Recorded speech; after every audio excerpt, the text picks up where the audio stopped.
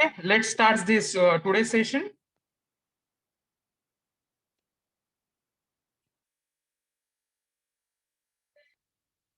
Okay, so we will start the today's session.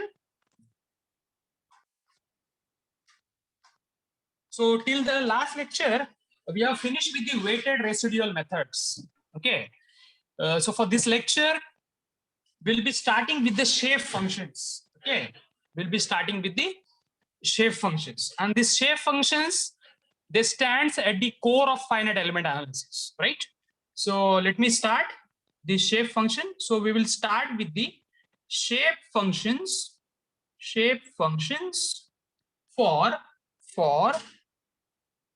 one dimensional element. Okay, shape function for one dimensional elements. We'll start with the shape function for one dimensional elements, right? We'll start with the shape function for one dimensional elements. Okay, so see, initially we will start it for one dimensional. Once this gets over, okay, we will start with the two dimensional. Okay, so see, as you know, one dimensional element, they are basically the line elements. Okay, so one dimensional elements, they are basically the line elements. Okay, they are the line elements. Okay, so if you just take the example of line, okay, it is nothing but a one dimensional element. Okay, line is nothing but a one dimensional element. Okay, so say if you talk about one dimensional elements, if you talk about the one dimensional elements, okay, now see, this is the point where you need to pay more attention. If you talk about the one dimensional element, okay, so let's consider a line, let's consider the line which are having two endpoints, right? Let's consider the line. See, this is a basic or simple example of a line. What is a line? Okay, line, it is nothing but, okay, basically where you have two endpoints. Okay, right? We have two endpoints, right? Line, it's basically the collection of points. Okay, and how you're going to restrict their boundary? Obviously with the help of points. So at the end, what you have at the leftmost end, you have 1 point. At the rightmost end, you have one more point, right? So see, if the line, it is having two nodes, try to understand. This is node number 1. This is node number 2. Okay, if the line, it is having two nodes, okay, such one dimensional element, it is said to be a linear element. Try to understand. Okay, such if the line, it is having two nodes, such one dimensional element, it is called as linear element. It is called as linear element. Okay, now see, I'll just take the example, one more example. Let's consider this line. Okay, now you'll be in a position to understand in a better manner. Okay, now let's consider this line, okay, which are basically having the three nodes. Okay, let's consider the lines which are having the three nodes. Okay, let it be node number 1, let it be node number 2, and let it be node number 3. Okay, so this is a line with the three nodes. Okay, so if the line is having three nodes, it is said to be a quadratic. It is said to be a quadratic element. Okay, so both are what? 1D elements. Okay, one is linear because it is having two nodes. One, it is quadratic because it is having three nodes. Okay, let me take one more example. Now let's consider a line, okay, which are having, let's say, 4 nodes. Okay, let's say it is having 4 nodes. Node number 1, node number 2, node number 3, node number 4. So this is a line which is having 4 nodes. Okay, so if such is the case, such 1D element, it is called as cubic element. Okay, so with the 2 nodes, it's a linear. With the 3 node, it's a quadratic. With the 4 node, it's a cubic. Okay, so what happens when you move? Okay, when you move from linear element to quadratic, try to understand. When you move from linear to quadratic and further to cubic, okay, what happens is, okay, the order of the element get increased. Okay, what happens?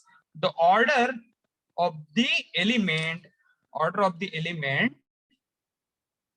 increases. Order of the element increases. Okay, when you move from linear to quadratic to cubic, okay, so from linear, okay, you will increase the order, so it becomes quadratic. Again, when you increase the order, when it becomes cubic. Okay, so what happens? as you move from linear then to quadratic then cubic, okay, your complexity goes on increasing, right? So complexity of the problem goes on increasing. At the same time, your accuracy also increases. Okay. So see, when you move from linear to quadratic to then cubic, okay, your accuracy will goes on increasing. Your accuracy will goes on increasing, right? So that is nothing but called as okay. These are nothing but types of 1D elements. So if there are 2 nodes, you call it as linear. When there are 3 nodes, you call it as quadratic. Whenever it is having 4 nodes, it is called as cubic. It is called as cubic. Okay, now see, in order to understand this, see, we are interested to derive the shape function. Okay, what will be the shape function for linear element? What will be the shape function for quadratic element? What will be the shape function of cubic element? Now question is, sir, why we are learning this? Okay, you might have the doubt, sir, why we are learning this? Okay, so I'll just give you a simple example. Okay, let's say, okay, this is the element. Let's consider this one element. Okay, let's consider this to be a linear element. This is a linear element which are having 2 nodes. This is node number 1, node number 2. Okay, and let's consider, let's take it this as a, let's 1 meter is the length of element. 1 meter is the length of element, right? I am giving a simple example, or you just take it as 1 meter is the length of element. Okay, now let's see the temperature at node 1 is, let's say, 80 degrees Celsius. Temperature of the node 1 is 80 degrees Celsius, and let's say temperature at node 2 is, let's say, 50 degrees Celsius. Is 50 degrees Celsius. Okay, temperature at node 2 is 50 degrees Celsius. Okay, so my question to you is, what is the temperature at this particular node? Okay, I want the temperature at this node. Okay, so what is the temperature? What is the temperature at a distance? Okay, what is the temperature at a distance? Let's say a 0.6 meter. What is the temperature at a distance 0.6 meter from the fixed end? Okay, so I'm interested to get the value of temperature at 0.6. Okay, this I am interested. Okay, so in order to get this, we need to get the shape function, or we should derive the shape function. Okay, we should have the values of shape function. Okay, and those values we'll be using for calculating the temperature at 0.6. So until and unless you know shape function at point number 1, you know the shape function at point number 2, then only you can calculate the temperature at 0.06 meter. Okay, is that okay, all of you? Is that okay? Let me know. Is that okay? So you can respond, huh? Is it okay? Yes. Okay, now see, in order to learn this, initially I have briefed you about the types of one-dimensional element. Okay, now I brief you why we are learning this. Okay, so this is the reason why we are learning. Okay, now in order to understand the shape function, first we should understand the types of coordinate system. Types of coordinate system. Right? Types of coordinate system. Okay, so see, types of coordinate system. So let me start first with the local coordinate. I will first explain what is a local coordinate system. Okay, local coordinate system. This I already explained you, okay, in the Rayleigh-Ritz method. Okay, still I will explain. Okay, so let's see. Okay, let's see what is local coordinate system. Let's consider, okay, this is a fixed support. This is the fixed support, and we have element here. Okay, we have this element, right? Let this be node number 1. Let this be node number 2.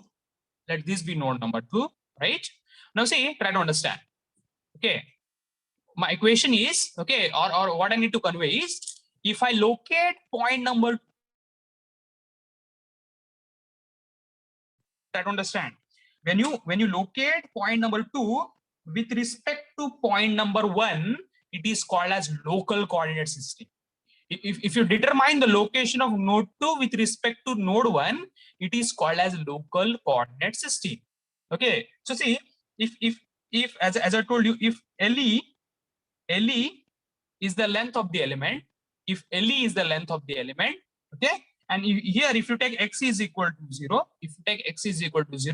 Okay, x1 is equal to 0. Okay, let's say x1 is equal to 0. Then what is the value of x1 here? x1 is equal to 80. Sorry, x2 is equal to 80. Right? See, here at node number 1, obviously this is a reference node. We will assume it as value 0. Okay. So now what is the location of node 2 with respect to node 1? It is obviously equal to length of the element, right? So if you measure the location of node 2 with respect to node 1, it's called as local coordinate system. Okay. So I will just brief you now. Okay, I'll just brief you now. Okay, global coordinate system. You will be in a better position to understand. Global coordinate system. Okay, global coordinate system. Now try to understand what is global coordinate system. Okay, I will just draw the same diagram. Okay, same diagram I will draw. Okay, let's consider this element to be here only. This is node number 1. This is node number 2. Okay, and let x let LE be the length of the element. Now my question to you is, what is the location of node 2 with respect to fixed support? Okay, so when you locate node number 2 with respect to fixed support, it is called as global coordinate system. When you measure the location of node number 2 with respect to fixed support, because this fixed support, it is lying outside the element. Okay, see why you are calling this as a local? Because you are measuring the location of node number 2 with respect to node number 1, which is on the same element. That's why it is local coordinate system.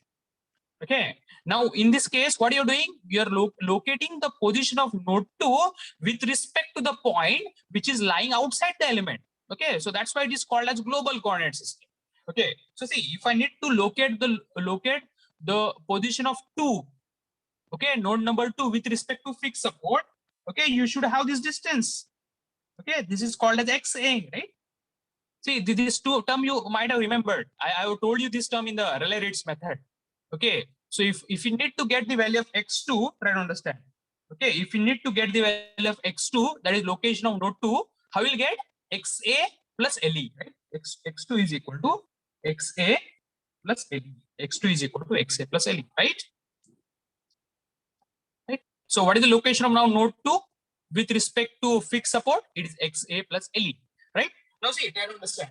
Whenever it is whenever it is local coordinate system, whenever it is local coordinate system, it is always indicated by bar. Okay, so here you should have bar. Okay, bar sign, x1 bar, x2 bar, because it's a local coordinate system. Okay, so that is the reason why this is all about local coordinate system. This is about global coordinate system. You simply remember, when you locate any node with respect to the node which is lying on the same element, it is called as local. When you locate any node with respect to the node which is lying outside the element, it is called as global. Is it okay? All of you, is it okay? Let me know. Is it okay or not? Okay, sir. Okay. Yeah. So let us. Okay, there is one more coordinate system, and that is basically known as. Okay, I see here only I'll draw. It is called as a natural. Okay, this is called as a natural coordinate system. Okay, try to understand. So this is somewhat different, which you haven't seen till date. Okay, this is called as a natural coordinate system. Okay, now what is natural? Natural. See, if you go for the Cartesian coordinate, we have x and y coordinate, right? For the Cartesian system, we have x and y. Okay, so in natural coordinate, what we are doing is try to understand. For a natural coordinate system, okay, see, for the Cartesian coordinate, we have x and y axis, right? X, y, z axis. But in natural coordinate, x we need to replace by zeta, okay, and y we need to replace by neta. Okay, try to remember. Okay, see, for natural coordinate system, x we need to replace by zeta, and y we need to replace by neta. Okay, now see what advantage you will get in natural coordinate system. Okay, value of zeta and neta, okay, it will be either less than or equal to 1, or it will be either greater than or equal to -1. Try to understand. Okay, this you remember. Okay, see, that means what? Zeta and neta, they are ranging between -1 to 1, right? Zeta and neta, they're ranging between -1 to 1. Okay, see, when we go here for the Cartesian coordinate where x and y axis are there. Okay, so what is the minimum value of x? It is 0. And the maximum will be infinity, right? When we have Sorry, Cartesian G coordinate का system नीटा like क्या है? that I will explain. Okay, so see, what we are doing here in natural, we are replacing x by zeta and y by neta. So see, this is nothing but a coordinate system. Like xy is a Cartesian coordinate system, right? Similarly, we have zeta and neta as a natural coordinate system. Okay, see, if you want, I will here only I will explain. See, when you go for this Cartesian coordinate, here only I will explain. See, this is x and this is y, right? This is called as Cartesian. This is a Cartesian. Right? This is a Cartesian coordinate system. Okay. This is nothing but your Cartesian coordinate system, right? So for Cartesian coordinate, what is the minimum value of x? It is 0. Okay, you can check it. Value of x and y. Okay, what is the minimum value? 0, and maximum can be infinity. Similarly, on the left hand side, again minimum will be 0, and here it is -1, minus infinity, right? So any value you can have. But what advantage we are getting in the natural coordinate is, okay, whatever the domain may be, we are fitting that entire domain into -1 and +1. Try to understand. Okay, we are fitting this entire domain between -1 to 1. So we need to convert. There is some conversion which is required. We need to convert Cartesian coordinate into natural coordinate. Okay, so you might have the length of the element as 1 meter. Okay, but that 1 meter we are supposed to convert between -1 to 1. Okay, you might have length as 50. You might have length as 50 meter. Okay, but when we solve that problem in a natural coordinate, we need to convert that 50 Cartesian coordinate into some value of natural coordinate. Are you getting or not? And how to do that conversion, that I will let you know when we will actually solve the problem. Is it okay or not? Let me know. Is it okay? Okay, sir. So see, the what advantage here, what we get here is, okay, we are fitting the entire problem between -1 to 1. Okay, and for that we need some conversion from Cartesian to natural. Okay, so until and unless we convert that Cartesian into natural, we'll not be able to proceed for the further calculation of the problem. Okay, so that we will see during the problems. Okay, now let us start deriving the shape functions. Let's start deriving the shape functions. Okay, so we'll start deriving the shape functions. Okay, so we'll derive the shape function initially for shape function for one dimensional. Try to understand shape function for one dimensional, because we are seeing the one dimensional element. Okay, so we'll derive the shape functions for one dimensional. Okay, for one dimensional. Now we will derive it initially for linear. Okay, we will start deriving for linear. Okay, so shape functions for one dimensional linear element.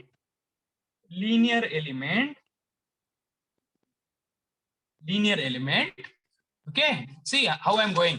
We'll derive the shape functions for one dimensional linear element, and for linear element, for every element, let's say for every element, you can derive either in local or natural.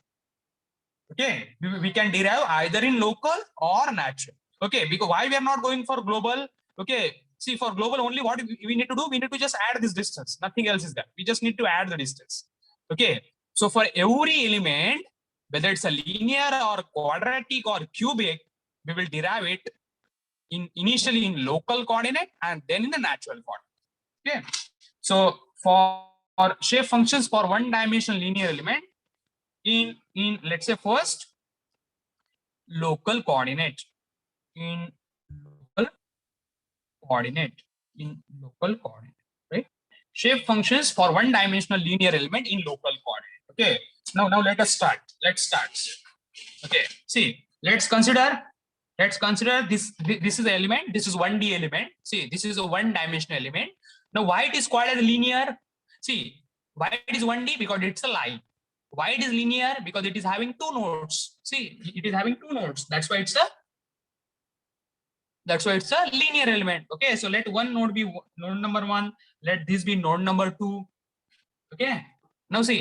So see all of you here. let me call this element as E. Okay, let E is an element. Okay, now let LE is the length of the element. Let LE is the length of the element, right? Let LE is the length of the element. Okay, now see all of you.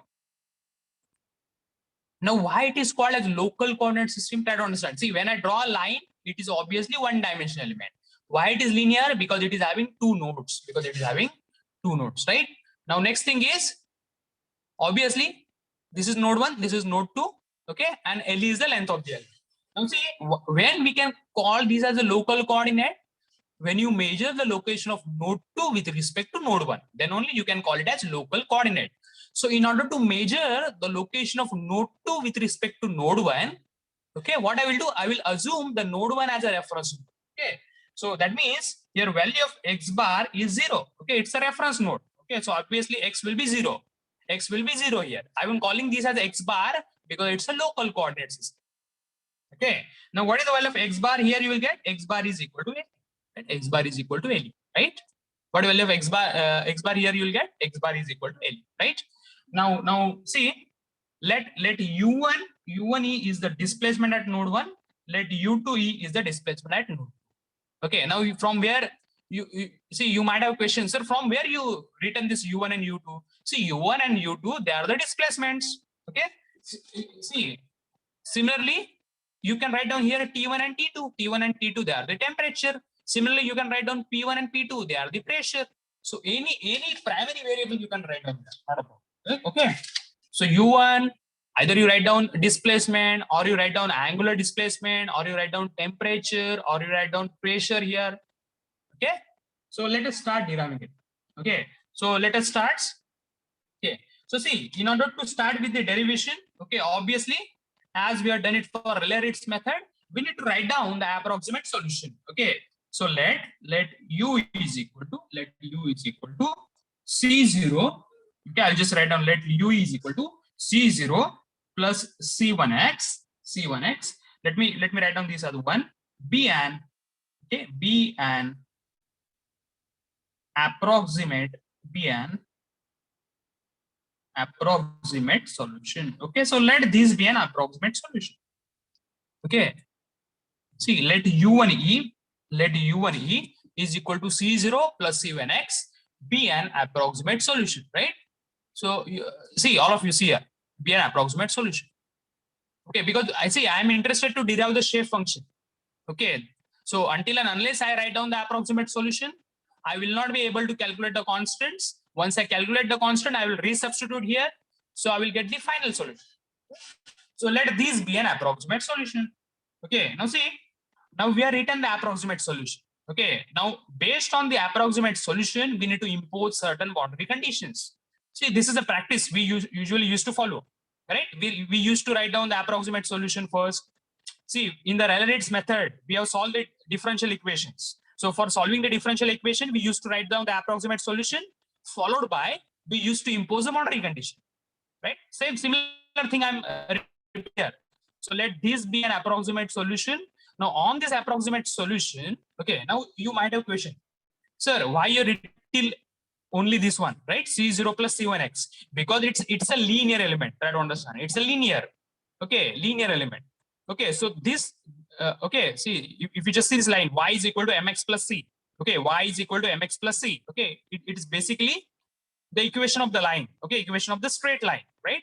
So that is basically a linear line, right? So that is the reason why I taken u is equal to C0 plus 7x. Now, if this element becomes a quadratic, let's say, okay, after the linear, there is quadratic. So if you change this element to be quadratic, then you need to add one more term plus C2x square, okay, plus C2x square. If you change it to cubic, then plus C3x cube.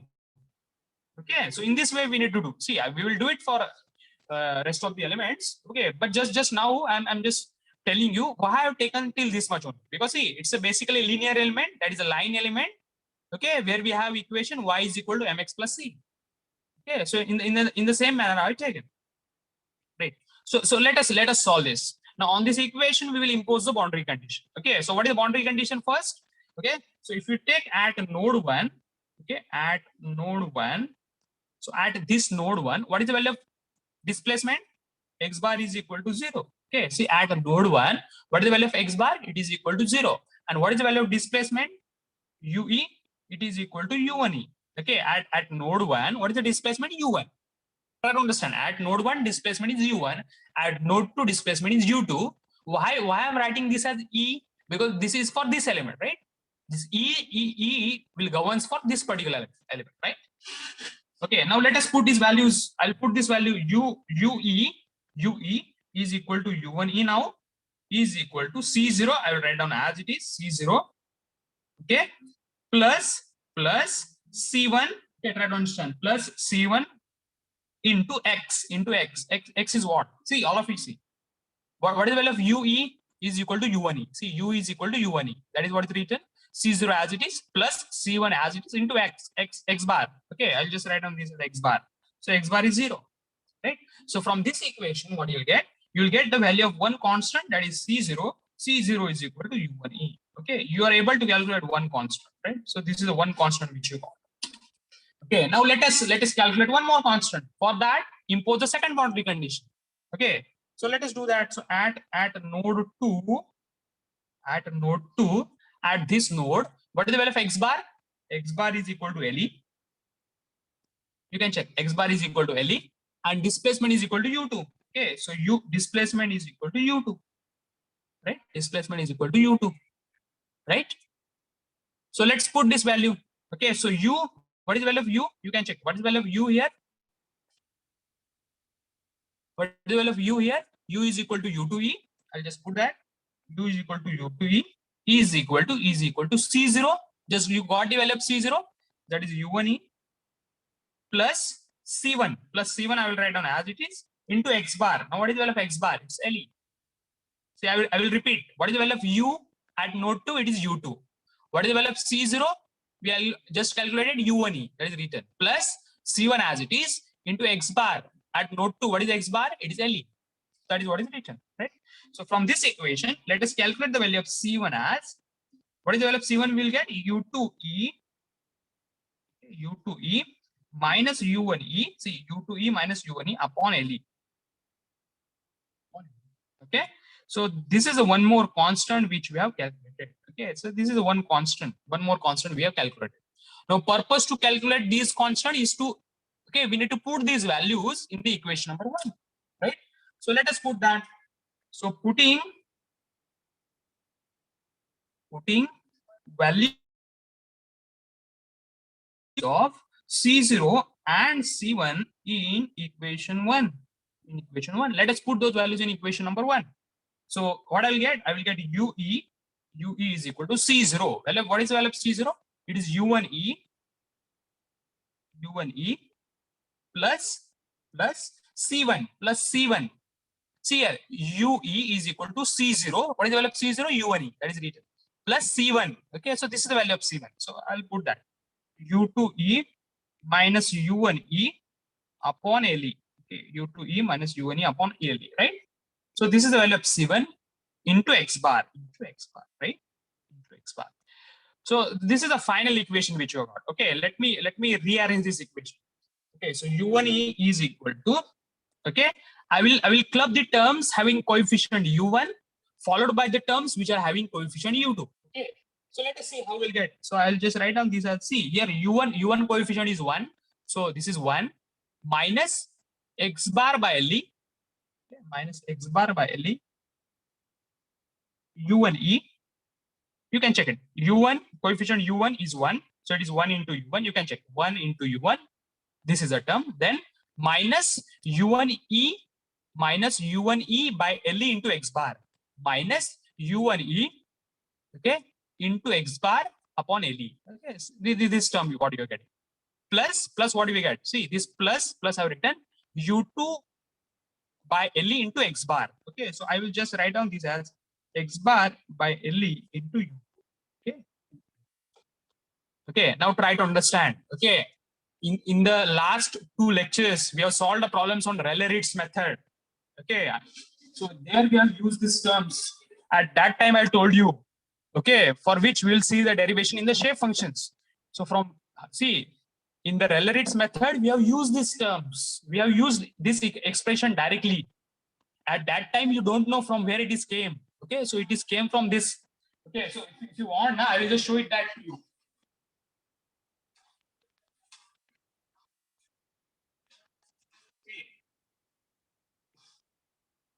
I will just show you that. At that time, you will understand.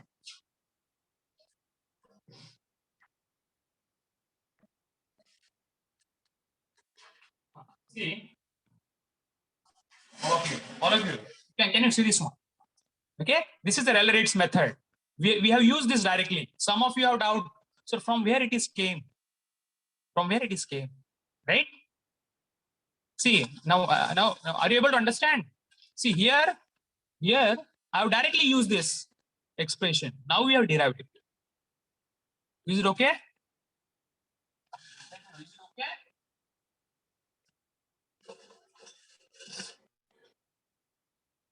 Is it okay or not? Let me know. So this particular term, it is called as N1 U1E, plus this is N2 U2E. Okay, N1 U1E plus N2 U2E. Okay. Are you able to understand this one? So where N1 and N2, they are shape functions. Try to understand. Where N1 and N2 are, I will write down N1 and N2, they are shape functions. Okay, we already used this in a Rayleigh's method. At that time, I told you, just remember it. I will just take the derivation in the next lecture. Okay, so this is from where it has came. Okay, so these are the shape functions, right? Is it okay? Is it okay or not? So what is the value of N1? What is the value of N1? It is 1 minus x bar by LE. Okay. What is the value of N2? N2 is equal to x bar by LE. N2 is equal to, see, N1, this is N1, 1 minus x bar by LE, and this is N2, that is x bar by LE. Okay, now let us see. Okay, now see, let's consider this element. Okay, let's consider I'm drawing the same element. This is element, see, node number 1, this is node number 2. Okay, here x bar is equal to 0, here x bar is equal to LE, right? Here x bar is equal to LE. Okay, now what I need to do here with this? See, in this N1, okay, in the equation of N1, if you put x bar is equal to 0, let's put x bar is equal to 0. Okay, let us put x bar is equal to 0. What answer you will get? When you put x bar is equal to, see, at node 1, try to understand. At node 1, what is the value of x bar? 0. At node 1, what is the value of x bar? 0. See, at node 1, x bar is 0. So, see, when you put x bar is equal to 0, what you will get? You will get 1. 1. Yes or no? Similarly, okay, now you put x bar is equal to LE. You can check. In this equation, N1, 1. you put x bar is equal to LE. 0. What do you get? You will get 0. Try to understand. See, in this equation, try to understand. In this equation, you put x bar is equal to 0. See, because you have only two values for x bar. Either it is 0 or either it is LE. Let's put for 0. When you put x bar is equal to 0, it is 1. When you put x bar is equal to LE, it's 0. Okay. Now from this, what you'll get? See, what do you mean by 0? Okay, try to understand. What do you mean by 0? So 0 is nothing but node 1. Okay. And what do you mean by LE? It is nothing but your node 2. Okay, this is nothing but your node 2. See, x bar is equal to 0, it means it is node 1. X bar is equal to LE, it means node 2, right? X bar is equal to LE, it means node 2, right? So what this says, value of N1, try to understand, value of N1 is equal to 1. Value of N1 will be equal to 1 at node 1. See, value of N1 will be equal to 1 at node 1. Okay, so see, here at node 1, what is the value of N1? It is equal to 1. Try to understand. Value of N1 will be equal to 1 at node 1. Okay. What is the value of N1 at node 2? Value of N1 at node 2 is equal to 0. Right? So at node 2, okay, at node 2, N1 is 0. Here I will write down. N1 is equal to 0 at node 2. Okay. So here it is 1, here it is 0. Let us connect it. Okay. Yeah, are you able to understand or not? See, this is N1, this is N2, right? So for here, what is variable? It's only X bar. X bar is a variable. Okay, so you can put two values. Either you can put X bar as 0 or you can put X bar as LE. So when you put X bar as 0, you will get answer equal to 1. When you put X bar is equal to LE, you will get answer as 0, right? See, what is the meaning of 0? X bar is equal to 0. You can check it. X bar is equal to 0. It is nothing but node 1. X bar is equal to 0. It's a node 1. X bar is equal to LE. It's a node 2. See, X bar is equal to LE. It's a node 2. See, what do you understand from this expression? Value of shape function N1 at node number 0 or at node number 1. Value of shape function N1 at node number 1 is equal to 1. So value of shape function N1 at node number, see, value of shape function N1 at node number 1 is equal to 1, right? What is the value of N1 at node 2? So value of N1, okay, at node 2 is 0. Okay, so here it is 1, here it is 0. Let us connect it. Okay, have you understood this one or not? Let me know. Have you understood? Let me know. Yes. Okay, now let's repeat the same procedure for N2. In the equation of N2, you put X bar is equal to 0. Same I'm putting. You put X bar is equal to 0. So when you put X bar 0, you will get 0, right? Again, in the equation of N2, you put X bar is equal to LE. When you put X bar is equal to LE, you will get 1, right? You will get 1. Now, what do you understand from this 0? Obviously, it's a node 1. See, I'm writing node 1. What do you understand from LE? It is nothing but node 2, right? Now let us draw same sort of graph here. Let us draw that. Okay, let this be node 1. Let this be node 2. Here X bar is equal to 0. Here X bar is equal to LE. See, same I have drawn. Nothing else I have done. Same. Now let us draw the graph. What this equation says? Value of N2 at node 1 is 0. Okay. So at node 1, at this particular node, what is the value of N2? It is equal to 0. Here N2 is 0, right? And what this equation says? Value of N2 at node 2 is 1. So value of N2 at this node is equal to 1. So here value of N2 is equal to 1. See, N2 at node 2 is 1. So N2 at node 2 is 1, right? It is 1. Okay, so here we have value of N2 0. Here we have value of N2 1. So let us connect. Let us connect. Is that okay? Let me know. Is that okay or not? Yes. Okay. Now let us draw these two graphs, or let us superimpose these two graphs on each other. Let's do that.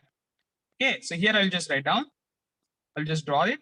This is node number 1. This is node number 2, where X bar is equal to 0. Here X bar is equal to LE, right? Okay. So let me copy this graph. Okay. So I'll just copy this graph as it is. See. Okay. See here, N1 is equal to 1. N1 is equal to 1. And it is like this, right? You can see here N1 is 1. Here N1 is 0. That is what is drawn. Now let us do this. Okay. Here what happens? Here N2 is 1. Okay. Here N2 is 1. Okay. And here N2 is 0. So let us do that. I've understood this one or not? I've understood. Okay. I just superimpose these two graphs on each other. So this is our final graph. See, if I explain you this this graph directly, you will not be in a position to understand. Okay, that is the reason why I explain this separately. Okay, so this is for N1. Okay, so value of N1 will be equal to 1. See, value of N1 is equal to 1, but where? At node 1. That to understand. Value of N1, it is equal to 1 at node 1, right? Value of, for what is about at rest of the node, it is 0. See, N1, value of N1 is equal to 1. Where? At node 1. What is about at node 2? It is 0, right? Similar thing will happen for node N2. Okay, value of N2 is equal to 1. Value of N2 is equal to 1. But where? At node 2. At node 2. What is about for rest of the node? Value of N2 will be equal to 0 for node 1. Try to understand. N1, it is defined only for node 1. N1, it's a shape function which is defined for node 1. So value of n1 will be equal to 1 only at node 1, only at node 1. And for rest of the node, it is 0. Similarly, n2, it is defined for node 2. So value of n2 is equal to 1 at node 2, right? Value of n2 will be equal to 1 at node 2. What is about for rest of the node? It is 0, right? So this is nothing but a property of shape function. Value of shape function will be equal to 1 for the node for which it is defined. And for rest of the node, it is 0. When you calculate the value of n1 at node 1, it will come as 1. Okay, but when you calculate n1 for node 2, obviously it's a 0. Because see, n1, it is not defined for node 2. So obviously its value is 0. Similarly, when you calculate n2 at node 2, its value will come as 1. But when you calculate n2 at node 1, see, n2, it is not defined for node 1. So its value will be equal to 0. Right? Is it okay?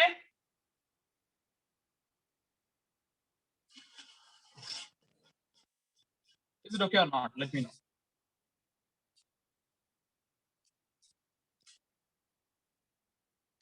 Is that okay?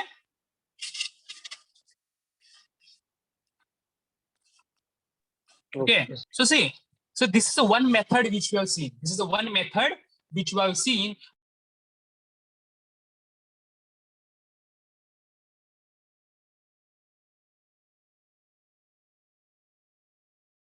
One more method.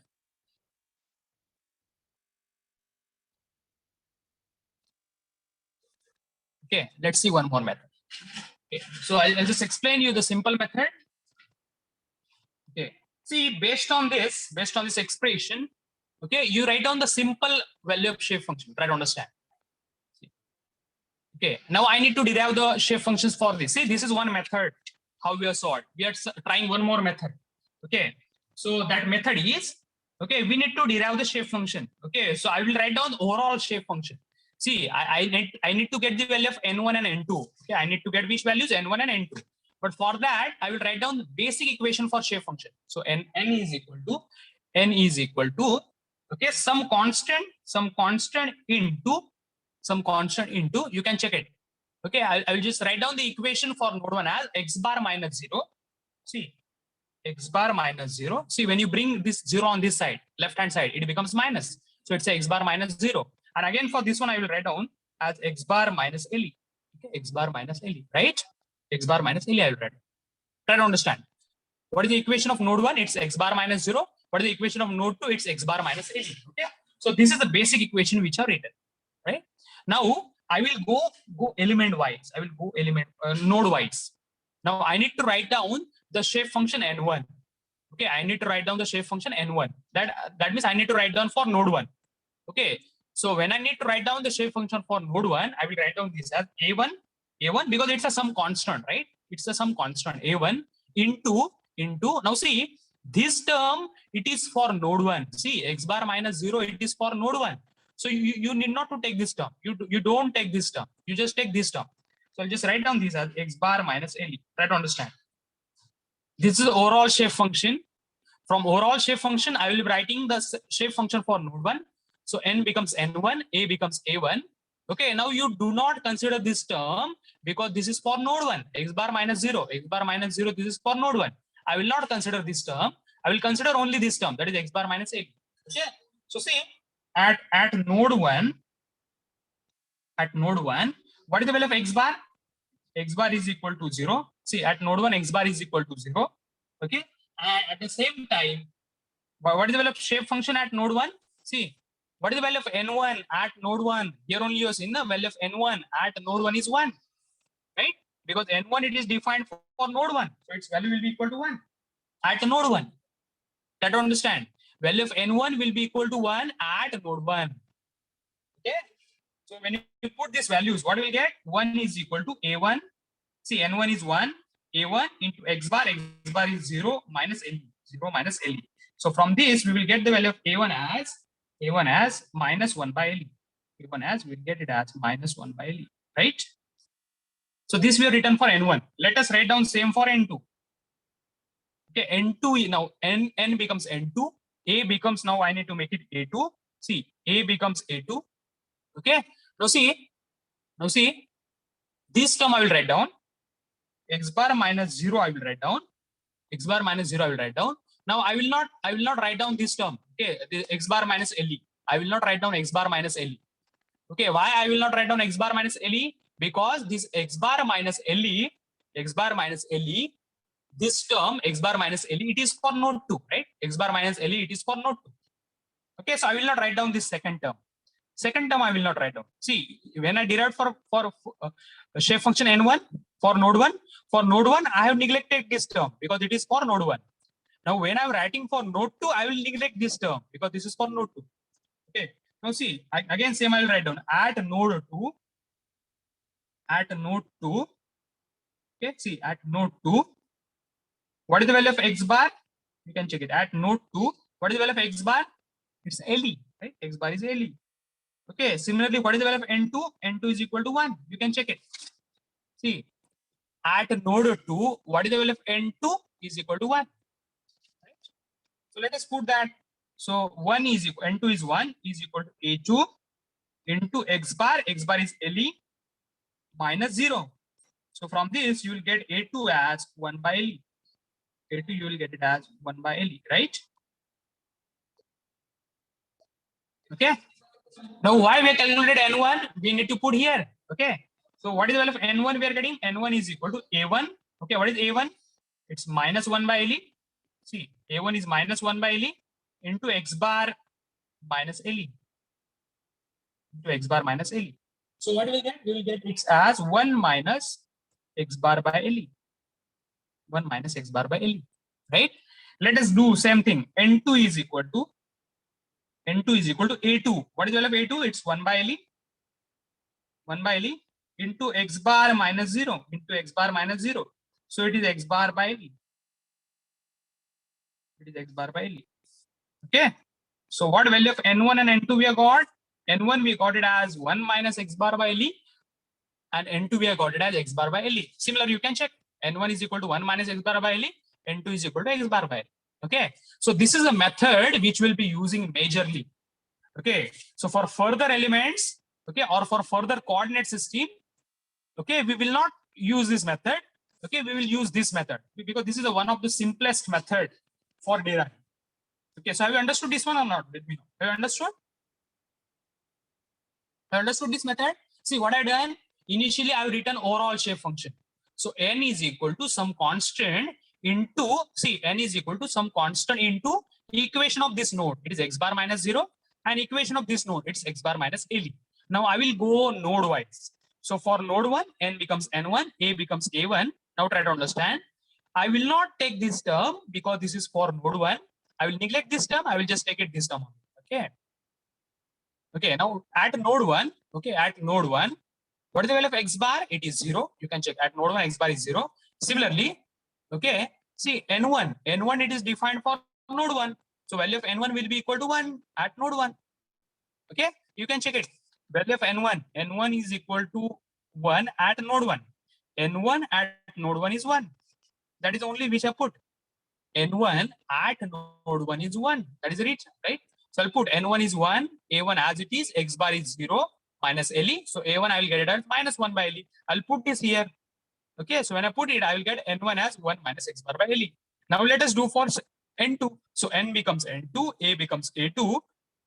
This equation I will write down as it is. I will not write down this term x bar minus LE because this x bar minus LE, it is for node 2. So I will not write down this term. Okay. Now in this equation again at node 2, obviously x bar is equal to LE. You can check it. X bar is equal to LE and n2 is equal to 1. You can check it.